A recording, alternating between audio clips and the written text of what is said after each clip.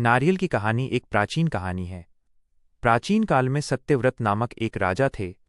वो धार्मिक प्रवृत्ति के थे, प्रतिदिन पूजा पाठ करते थे। उनके पास सब कुछ था।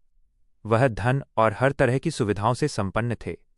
इसके बावजूद भी राजा का एक सपना था जिसे वह पूरा करना चाहते थे। दरअसल राजा सत्यव्रत को किसी तरह स्वर्ग जाना था। वो इस जीवन में स्वर्ग को देखना चाहते थे और उसका आनंद लेना चाहते थे। उसी काल में ऋषि विश्वामित्र अपनी तपस्या करने के लिए घर से निकले। समय बीत गया लेकिन वो वापस नहीं आए। इसलिए उनका परिवार प्यास और भूख से तड़प रहा था। ये बात राजा सत्यव्रत को पता चला कि ऋषि विश्वामित्र के परिवार के यहाँ इतनी बड़ी विपदा आ पड़ी है। महाराज ने अविलंब ऋषि विश्वामित्र के यहाँ समुचित वस्तुएं भेजी और जब तक ऋषि विश्वामित्र नहीं आए देखभाल की। सत्यव्रत द्वारा ऋषि विश्वामित्र से वरदान मांगना। ऋषि विश्वामित्र कुछ समय बाद लौटे और अपने परिवार को कुशल देख बहुत खुश हुए। उनका प्रश्न था कि उनकी अनुपस्थिति में उनकी देखभाल किसने की। ऋषि के परिवार ने बताया कि राजा ने उनका ख्याल रखा।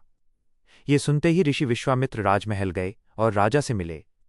वहां पहुंचते ही उन्होंने सबसे पहले महाराज को धन्यवाद दिया। राजा ने इस पर ऋषि से अपनी इच्छा पूरी करने का आशीर्वाद मांगा। राजा की बात सुनकर ऋषि विश्वामित्र ने कहा, महाराज आपको क्या वरदान चाहिए। महाराज ने कहा, हे मुनि, मुझे एक बार स्वर्गलोक देखना है। मुझे वहां जाने का वरदान दे। राजा की विनती सुनकर ऋषि विश्वामित्र ने एक मार्ग बनाया जो स्वर्ग की ओर ले जाता था। ये देखकर राजा सत्यव्रत बहुत प्रसन्न हुए। वह उस मार्ग से स्वर्गलोक तक पहुंच गए।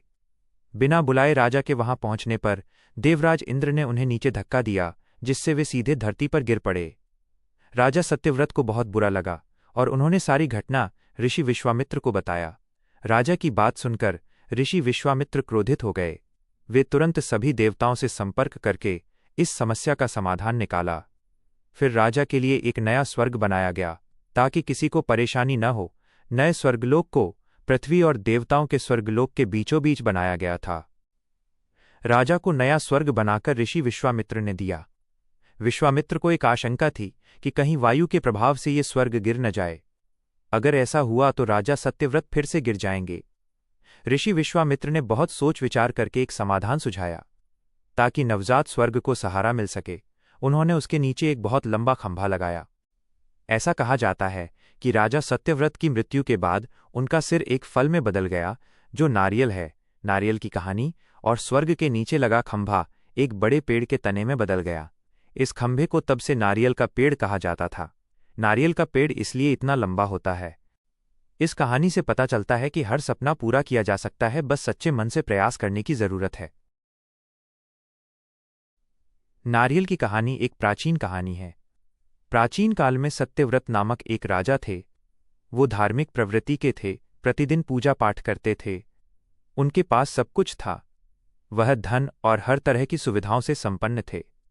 इसके बावजूद भी राजा का एक सपना था जिसे वह पूरा करना चाहते थे। दरअसल राजा सत्यव्रत को किसी तरह स्वर्ग जाना था। वो इस जीवन में स्वर्ग को देखना चाहते थे और उसका आनंद लेना चाहते थे। उसी काल में ऋषि विश्वामित्र अपनी तपस्या करने के लिए घर से निकले। समय बीत गया लेकिन वो वापस नहीं आए। इसलिए उनका परिवार प्यास और भूख से तड़प रहा था। ये बात राजा सत्यव्रत को पता चला कि ऋषि विश्वामित्र के परिवार के यहाँ इतनी बड़ी विपदा आ पड़ी है। महाराज ने अविलंब ऋषि विश्वामित्र के यहाँ समुचित वस्तुएं भेजी और जब तक ऋषि विश्वामित्र नहीं आए देखभाल की। सत्यव्रत द्वारा ऋषि विश्वामित्र से वरदान मांगना।